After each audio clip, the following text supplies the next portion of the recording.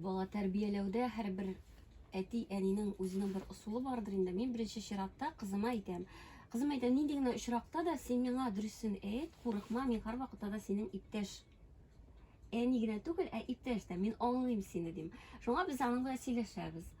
Һәр нәрсәне. Менә мин шулайрак эшләрим дип мин аңа әйтәм. Ул миннән сорый, син ничек уйлыйсың дип. Мин шулай дим. Аннан соң әйтәм, үзеңә кара, ничегрәк син.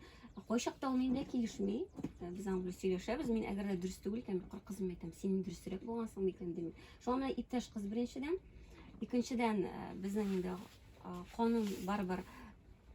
Менә эшләрне, ул минем бәләкәйдән бит инде хәзер үзе өйдә без эшләрне күрәсез, 12-га кадәр дә эшлибез. Үзе ничек әйтәләр икән аны, менә мин аңа ышанып тапшырам бөтен әйберне.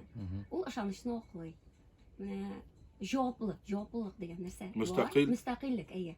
Бик үк дәрәҗәдә мөстәкыйль үк түгел, тикшерәм дә әйбәт, ләкин инде менә күп кенә җирләрдә мин аңа мөстәкыйльлек бирәм һәм йөзгә кызыллык китерми.